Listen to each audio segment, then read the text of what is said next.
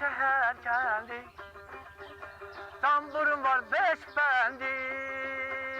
Gez dolan şehir kendi. Beni tapmak istersen aktar Suvagil kendi. Beni tapmak istersen Güney, ay Güney. Ay Can nənə. Samavar kaynadı mı? Tambur çala bilmirəm. Deyəsən qaynayıb nənə. Çala bilmirəm. Samovar qaynayır, yeni bir hekayemiz başlayır. Suvagilin hekayesi.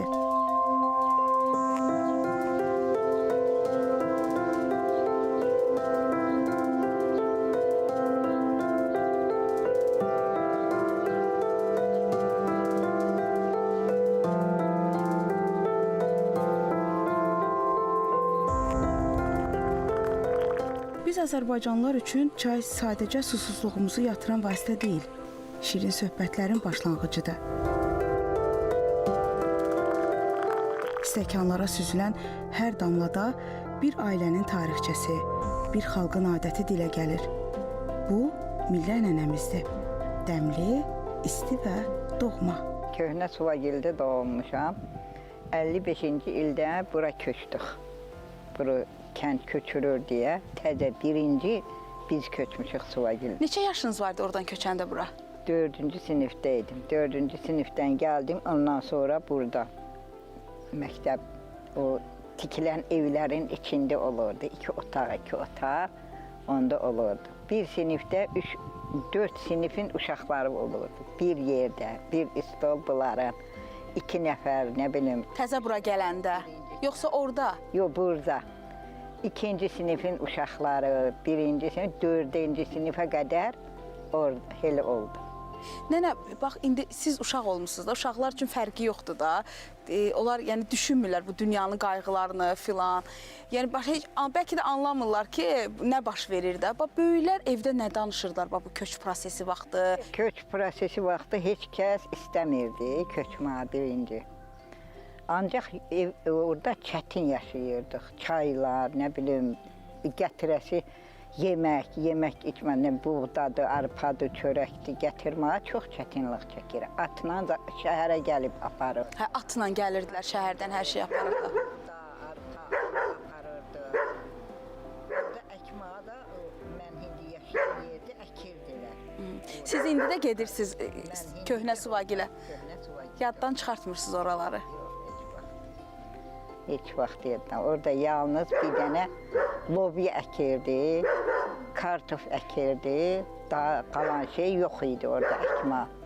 İndi sonra mən qayıdıb gedəndən sonra pomidor da əkdim, badımcanda, həmudirikdən, isti otdan. Soğandan deyə oradakilər qoca arvadlar deyir, bunlar da bitirmi burada? Ha, buradan gedəndən sonra artıq öyrətdiniz o torpağı da. 94-cü ildən sonra bunlar hamısı da başladılar. Buradakı xiyarın dadı ayrıdır, nə bilim pomidorun dadı ayrı. Onda nənə, siz oradan köçürüldünüz, 50-ci illərdə gəldiniz bura. Sonra bir də müstəqillikdən sonra getməyə başladınız yenə o kəndə. Ona kimi boş qaldı kənd? Ona kimi kənd düzdür, boşda deyildi, çobanlar olurdu. Ancaq heyvandarlar gedirdi. Heyvandarlıqlar, orada iskalatlar da var idi, onlar da orada dururdu, maşın gedib gəlirdi. Bu çobanlara çörəkzad aparır, nə bilim, evdən, buradan aparırdı, onları aparıb gətirirdi növbəyə gələnlər. Bax nənə, yayda gedirsiniz də, 3 ay yay orada keçirdirsiniz. Bax, ora gedəndə bura üçün darıxırsınız. Bura üçün evdə adam olmasa, burada dirik olsa darıxıram. Yoxsa hər heyvan orada, hər şey orada. Hər şeyiniz oradadır. Ora gedəndə elə bil rahat yatırdım, yoxlayırdım. Burada heç yox ala bilmirəm. Bu evdə 10 övlad böyüdüb 80 yaşlı Qızılgül nənə.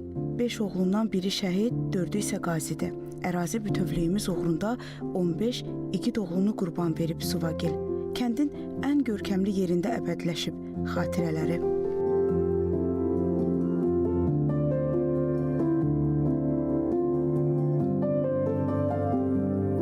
Bir vaxtlar yaşadıkları coğrafiya çox sınağa çəkib onları.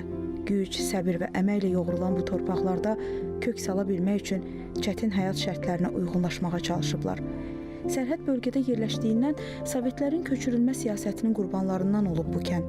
Köhnə Suvagildən indiki ərazilərə, Alazan, Həftaran vadisinə köçürülüb əhali. Keçmişdən gələn bütün adət-ənənələrini də özləri ilə birlikdə daşıyıblar yeni yurda. Burada ağbirçəklər, ağsaqqallar danışanda külək də səssizləşir. Çünki bilirlər, sözün ən ağırını deyəcək biri var. Onlar danışanda sanki torpaq nəfəs alır. Çünki bu səs 1000 ilin yaddaşıdır. Ağsaqqal sözü burada qanun deyil, vicdandır. Birlik onların göstərdiyi doğru yoldan cücərir. Köhnə Suvagildə doğulmuşam. 1938-ci ildə anadan olmuşam. Kənddə 29 il, 8 ay qaynaqçı işləmişəm. Köhnə Suvagili necə xatırlayırsınız? Bax sizin uşaqlığınız orada keçib. Elə gözəl xatırlayırıq ki, biz onu heç unutmuruq. Bizim orada gözəl adətlərimiz vardı, ənənələrimiz vardı. Bizim orada məsələn odun çox uzaqdan daşıyırdıq. Dağlıq yer idi. Dağlıq yer idi o. Yaşamaq çətin idi. Sonra bizi 1955-ci ildə bura köçürməyə başladıq. Köçdünüz, gəldiniz bura. Köçdük, gəldik bura. Bizim sənətimiz qoyunçuluq olub, maldarlıq olub. Maldarlıq işləmişik biz. Ona görə sizin üçün o dağlar daha əlverişli olub. Dağlar daha əlverişli. Amma biz o dağları unutmuruq yenə də. İnsan yurdunu necə unudar? Ədəbiyyatı çox sevmişəm. Xuda deyə insanlar, deyə sürüsüz səsələr, müharibə muhakəcən, top tüfan imahacən, yıqın bomba bu dəxi, şəhər bir dümoyxancən, xurun uşaqar, top tüfan səki nikki imahacən, işin cihil cavan qədəbi, məb əskərək abqın, məb şəhidər muhakəcən, hinə yüzdə arzu olub, vətən sahibi muhakəcən, məb ona muhakəcən. Belə başa düşdüm ki, vətənpərvərlikdəndir şeir. Müharibə olmasın, müharibəyə aid olan. Top tüfan gəlməsin. Görürsünüz, başa düşdüm. Başa düşdüm. Belə ağsaqqallar tez-tez yığışırsınız bir yerə. Bir çox yığışır. Bu da şeylər yazandı. Yuxarıda qonşu olmuşuq. Yuxarıda qonşu olmuşsunuz, burada da dostluq eləyirsiniz. Dostluğunuz davam edir. Ali təhsilidir bu. Ali təhsil, rus dil müəllimdir. Ay, nə gözəl. Biz demək olar ki, gündə burada gəlib söhbət edirik. Bu söhbətgahda yığışırsınız. Bir-birimizi görməsək, dünən mən səhər gəlmədim, Fazil baba narahat olub, deyir, niyə gəlməmsən? Deyirəm, evdə biraz işim olub, ona görə gəlmədim. Görün necə aranızda möhkəm bir dostluq, möhkəm bir bağ var. Mehribanlıq var. Mən də Köhnə Suvagildə doğulmuşam, 1943-cü ildə doğulmuşam, 20 ilə yaxın orada yaşamışam. Orada yaşamısınız, sonra köçdünüz yenə bura. Yuxuları da indi yuxuda da Köhnə Suvagili görürəm. Maraqlıdır. Olar mı bir neçə Allah'ın deməyə? Əlbəttə ki, olar. Dərabı daşmışıq ki, orayı açmışıq ki, xalq İslam karımı, yedinik açmışıq ki. Açması, mənası bəs nədir? Azərbaycan dilində deyil mənasını. Daşılır, oraylarda açılır, yaz gəlir, fəsli badalır. Evə gələn deyir, beyin ürəyi açılır. Evə gələndə bəyin ürəyi açılır. Mənim də sizi kimi bax belə ağsaqqallarımızla söhbət elədim, ürəyim açıldı. Gedim, bax sizin burada gözəl mədəniyyət eviniz var. Gedim orada folklor nümunələrinə də baxım. Bəli. Bizim gödət adət ənənələrimiz var. Gedib orada öyrənəcəm sizin adət ənənələrinizi. Çox sağ olun.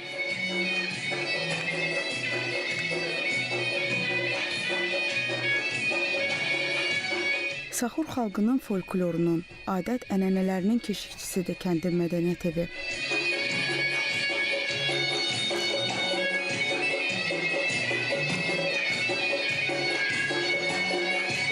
Barmaqlar tərpəndikcə tarix danışır.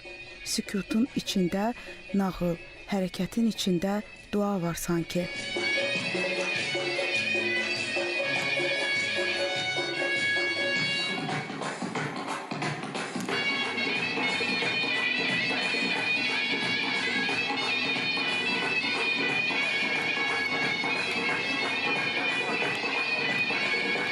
Folklor klubu bir ocaq kimidir.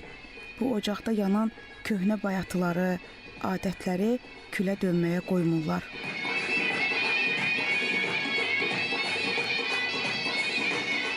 Əsrlər əvvəl yaranan rəqslər bu gün gənc qızların sayəsində yenidən çiçək açır. Suvagildə folklor əzbər deyil, yaddaşdır.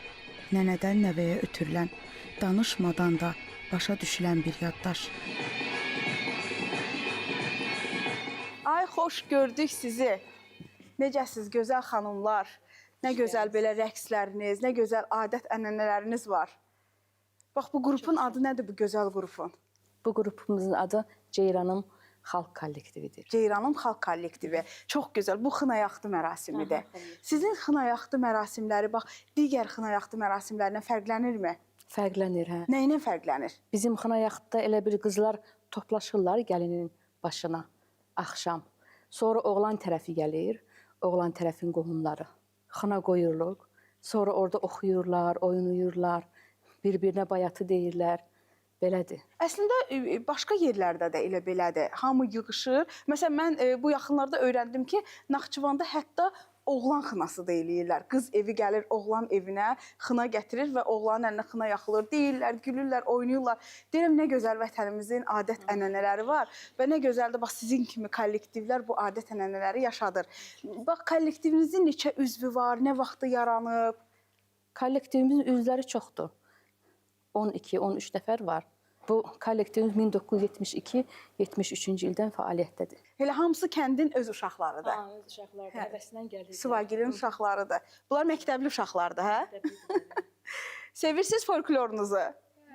Özünüz, belə deyim, evdən sizə deyiblər ki, gedin bu folkloru yaşadın, yoxsa bax, özünüz maraq göstərib gəlirsiniz bu kollektiv. Özünüz maraq göstərirsiniz. Ay, maşallah. Gözəl balalarımız. Geyimləriniz də bax, fərqlidir. Ha, geyimlərimiz də var. Özünüz hazırlayırsınız bu geyimləri? Lap əvvəldən qalan elə geyimləri biz də qoruyub saxlayırıq. Hə, sizdən əvvəlki kollektivlərdən gələn geyimləri ilə... Həm kəlağayıdır, həm paltarımızdır, hamısını. Əsasən, yəni bizim gözəl kəlağayımızdan istifadə edirsiniz, örtük kimi. Çox gözəl. Yəni, rəqsləri necə seçirsiniz? Ən çox hansı rəqslərə üstünlük verirsiniz? Rəqslərimiz də çoxdur bizdə. Bizdə sarıbaş rəqsi var. Lap köhnəlikdən biz onu qoruyub saxlayırıq. Hə, burada oynayanda biz o rəqsdir. Sarıbaş rəqsidir. Sarıbaş rəqsini oynayırsınız. Nə gözəl. Onu da hamı elə bir gəlinlər toyda da oynayırıq. Və mən fikir verdim ki, əl hərəkətlərində əllər çox yuxarı qalxmır. Qalxmır. Hə, əllər çox yuxarı qalxmır. Yəni ona diqqət elədim. O da xanımların o ədəb, ərkan qaydalarından irəli gəlir və o ənənələri də qoruyub saxlayırsınız. İstəyərdim ki, belə mənə bir-iki element göstərəsiniz. Bax, sizin rəqsinizə xas olan saxur rəqslərindən bir-iki element sizdən öyrənim. Sizdən də nəsə aparım mən özümdən. Bizdə elə budur. Hə, Belə dururuq, belə. belə. Düz, həm də ayaqlar biraz belə olur. Və siz biraz elə bir ki, oynayanda geri-geri daha çox gedirsiniz. Ha, geri getmək də, qabağa gedirik də, sonra belə gedirik, həm qabağa, həm dala elə nələr var, hərəkətlər. Bir də gənc qızların oynamağı ilə, məsələn, biraz yaşlı nənələr, orta yaşlı qadınların oynamağı arasında fərq var. Fərq var. Məsələn, nə ilə fərqlənir? Necə deyim, bizim qızlar belə biraz şən oynayırlar. Hə, gənc qızlar daha şən oynayır. Daha şən oynayırlar, belə orta yaşlılar biraz belə başını aşağı salır, belə oynayırlar. Ay, çox gözəl. Toyda da belə də. Çox gözəl adət-ənənələri belə yaşatmaq, qorumaq həqiqətən gözəldir. Həm də bax, kənddə belə bir mədəniyyət evinin olması, burada bu kollektivin fəaliyyəti, yəqin ki, sizi tez-tez dəvət eləyirlər rayon tədbirlərinə və yaxud da ki, Azərbaycanımızın digər bölgələrinə, tədbirlərə. Çox olursunuz festivallarda. Festivallarda çox oluruq. Festivallarda ən çox sevindiyimiz festival bizim Xarı Bülbül. Ay, nə gözəl. Xarı Bülbül festivalında da iştirak eləmişsiniz. Və nə gözəl ki, Şuşamız azad olunandan sonra Xarı Bülbül festivalı da bərpa oldu və yenidən havalandı xanın səsi. Sizin kimi gözəl bax, rəqs kollektivlərimiz də gedib orada öz məharətlərini göstərirlər. Həm Şuşanın qonaqlarına, həm Şuşamızı gördük, azad olunan torpaqlarımızı. Nə gözəl. Nə gözəl. O torpaqlar bizə, bizim şəhidlərimizin hesabına, bizim gözəl ordumuzun, müzəffər ordumuzun, güclü ordumuzun hesabına azad olub və sizin də kəndinizin şəhidləri var. Qarabağımızın azad olunmasında bu kənd də iştirak edib. İstəyir 1-ci Qarabağ müharibəsi, istəyir 2-ci Qarabağ müharibəsində və ruhları şad olsun və sizi kimi insanları da Allah var eləsin ki, adət-ənənələri yaşadırsınız. Çox sağ olun. Siz məşqinizə davam eləyin. Sizə növbəti festivallarda uğurlar arzulayıram. Çox sağ olun. Mən isə gedim sizin gözəl Suvagilin başqa ənənələrini öyrənim. Təşəkkürlər qızlar. Çox sağ olun.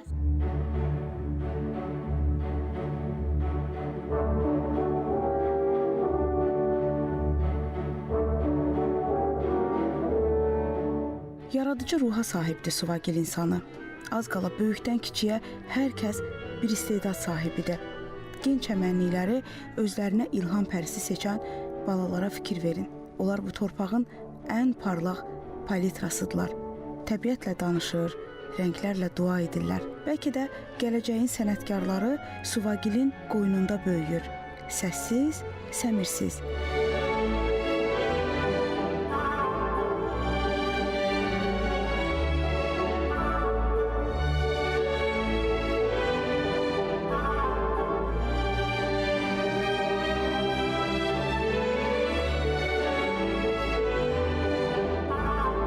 Kəndin hər köşəsində bir həyat hekayəsi yatır.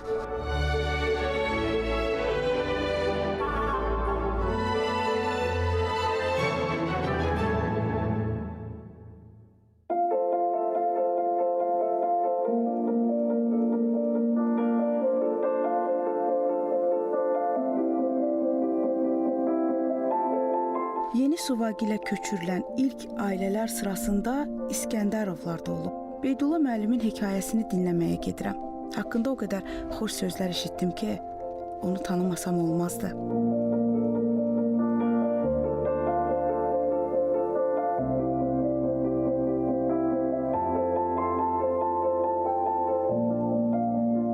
O, bu kəndin gözüdür. Görmə məhdudiyyətli olsa da, Suvagildə az qala hər daşın yerini bilir. Hər çiçəyin qoxusundan fəsli, hər addımın səsindən yolu tanıyır. Səhər evindən çıxır, kəndin dolanbac yollarından keçib məktəbə çatır. O yollar onun əzbərindədir. Sanki torpaq özü addımına bələddir.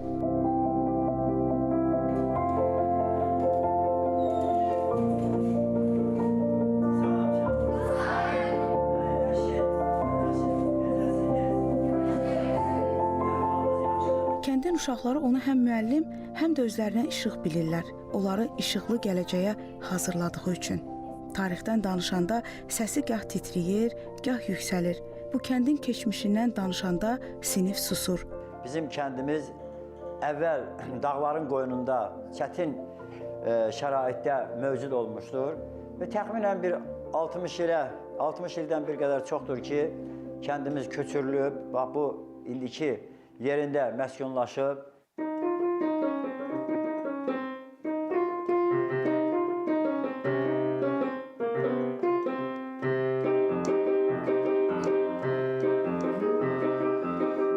Gülüşlərin cingildəsin saz kimi, hər tərəfə yayılsın avaz kimi. Sən güləndə könül gülür yaz kimi, gülə, gülə, gülə, gülə. Ay xanım, sənə qurban olsun bu şirin canım. Gülə, gülə, gülə, gülə. Ay xanım, sənə qurban olsun bu yazıq canım. Müəllim, neçə vaxt ifa eləmirsiniz? Olar da 30 il olar. 97-dən bu yana. Bax, musiqiyə mən bilirəm ki, sizin çox böyük sevginiz var idi. Niyə musiqini yarıda saxladınız? Təhsilim olmayıb ona görə. Məndə öz fəaliyyət səviyyəsi olub. Təhsil olmayanda da musiqidə çox qabağa getmək, özündən güclər görən kimi məcbursan dala çəkilməyə. Artıq 35-ci ildir ki, bizim Suvagil bir sayılı tam orta məktəbdə tarix müəllimi işləyirəm. Zamanı geri çəksəydiniz, musiqi sahəsini seçərdiniz, yoxsa tarix müəllimi olardınız yenə də? Biraz kövrənirəm. Necə kəndə həsrət qalmışdım. Mən Bakıda gözdən əllər üçün internat məktəbində oxurdum. Ailəmiz vəziyyəti ağır olub. Məktəbdə internatda qalırdım. And içdim ki, mən necə olursa olsun kəndə gedəcəm. Müəllim olub gələcəksiniz kəndə. Ona görə seçdiniz müəllim olmağı. Vüqar, Zaqatalada dərs deyirsiniz musiqidə. Zaqatala rayon Uşaq İncəsənət Məktəbində 14 ildir müəllim kimi fəaliyyət göstərirəm. Atanın təsiri olub sənə musiqiçi olmaqda? Atam hər zaman, nəinki musiqiçi olmaqda, hər zaman mənim arxa dayağım kimi hər zaman arxamda dayanıb. Bütün istəklərimə canla başla mənə kömək göstəribdir. Musiqi sahəsində də təbii ki. Tamburum var 5 bendi, gez dolan şehir kendi. Tamburum var 5 bendi, gez dolan şehir kendi. Beni tapmak istersen, aktar Suvagil kendi. Beni tapmak istersen, aktar Suvagil kendi. Tamburun səsi yenə yayılıb aləmə. Onun ruhu oxşayan səsi sərt dağlara da söz keçirir, insan qəlbinə də. Elə bir illərin dərinliyindən gəlir. Keçmişin nəfəsi, yaddaşın pıçıltısı kimi axır könlün içinə. Turac dayı hər bir telə toxunduqca qəlbin gizli qapıları açılır. Unudulmuş duyğular oyanır. Bu səda yerdən göyə uzanan bir dua kimidir. Tambur çalınanda zaman dayanır. Təkcə notlar axır, şirin bir təbəssüm kimi. Suvagilin nağılı kimi. Herkesin işi değil, tambur çalıp okuma. Herkesin işi değil, tambur çalıp okuma.